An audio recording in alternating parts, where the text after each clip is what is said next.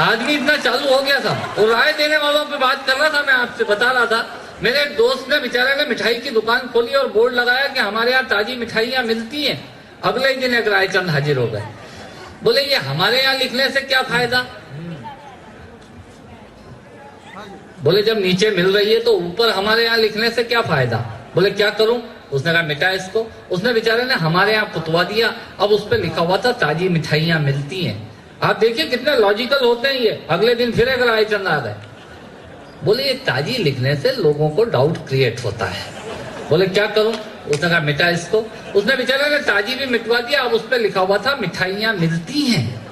अगले दिन फिर एक रायचंद हाजिर हो गए। बोले बेवकूफ, आदमी पहले नीचे शोकेस में मिठाई देखेगा कि ऊपर बोर्ड पे पढ़ेगा? बोले नीचे देखेगा।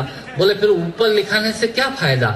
उसने बेचारे ने मिठाइयां भी पुतवा दी। अब उस पर लिखा हुआ था मिलती है। अगले दिन फिर एक रायचंद हाजिर हो गए। बोले क्या फोकट में मिलती है?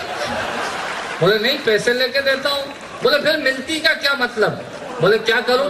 बोले मिटा इसको। उसने बेचारे ने मिलती भी मिटवा दिया। अब उस पूरे बोर्ड पे लिखा हुआ था है। अगले दिन फिर एक रायचंद हाजिर हो गए। बोले बेवकूफ, जब शटर खुला है, शोकेस में मिठाई है, इसका मतलब है कि है। बोले क्या करूं? उसने कहा मिटा इसको। उसका पूरा बोर्ड उन रायचंदों ने, राय बहादुरों ने, राय सिंहों ने साफ करवा दिया। साहब ये कौम होती है अनवांटेड सजेशन देने वाले लोगों की। पर इतना भी होता तो गनीमत थी। अगले दिन फिर एक रायचंद हाजिर हो गए। बोले यार इतना प्यारा बोर्ड खाली पड़ा है, इस पे लिखवाता क्यों नहीं कि हमारे यहाँ ताजी मिठाइयां मिलती हैं? ये कौम होती है सब। देखिए आप बच्चे भी आनंद ले रहे हैं कविता का। बच्चे बहुत आनंद लेते हैं सब। एक बच्चे से मैंने ऐसे ही पूछ लिया, छोटे बच्चे से, मैंने कहा बताइए मद्रास का नाम चेन्नई क्यों पड़ा? बोले है ना अंकल, मद्रास के लोग लुंगी पहनते हैं और लुंगी में चेन नहीं होती। ये बच्चे इतने चालू हो गए साहब। एक बार तालियां बजा दीजिए, मैं कविता शुरू करता हूँ। कविता का शीर्षक है मजा ही कुछ और है। कविता का शीर्षक है मजा ही कुछ और है। ये तकिया कलाम होता है इन लोगों का। ये रायचंद जो राय देते हैं, आप एम्स में इलाज कराने ले जाएंगे, वो आपको बोलेंगे अरे वो मूलचंद में ले जाते हैं, वहां का मजा कुछ और है।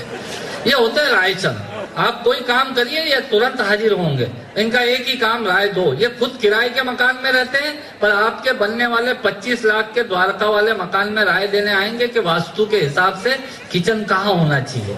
इनका काम एक ही है, राय दो। मैंने वहां से कविता निकाली, कविता आनंद के लिए। जब मैं कहूँ मजा ही कुछ और है, आप ताली बजा दीजिएगा। कीन ऑब्जर्वेशन है सोसाइटी का, आपको आनंद आएगा। मैं कहाँ कहाँ पहुंचने की कोशिश कर रहा हूँ, आप देखिएगा। कविता का शीर्षक है मजा ही कुछ और है।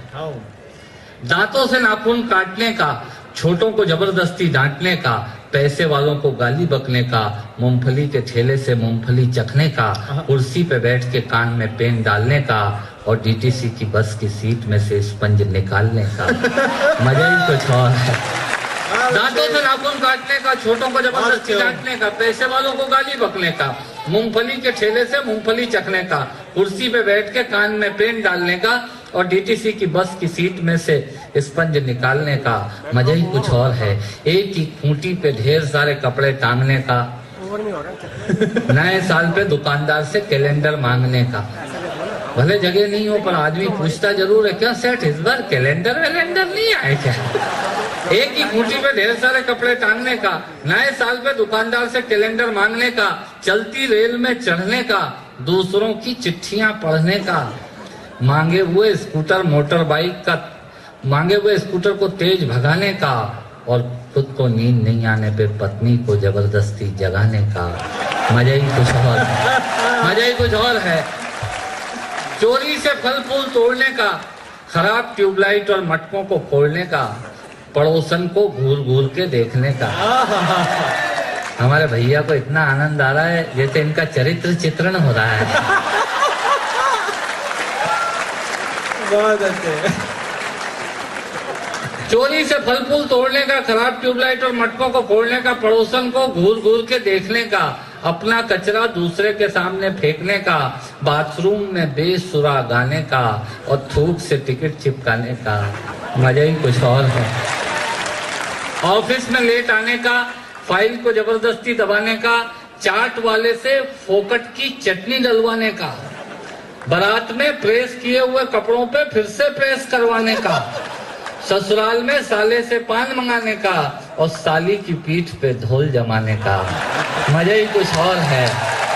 दो दोने लगाने का, आरती में सबसे ज्यादा फटा हुआ नोट चढ़ाने का, दूसरे के मोबाइल फोन से चिपकने का, पान और गुटकों को इधर उधर पिचकने का, कमजोर से बेमतलब लड़ने का और पत्नी को रोज रोज परेशान करने का।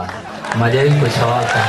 मित्रों, श्रोताओं को भी कविता सुनाने का मजा ही कुछ और होता है, पर मेरा मन उस वक्त रोता है जब मजे के लिए शब्द अपने अर्थ खो जाते हैं, बैठे ही सो जाते हैं।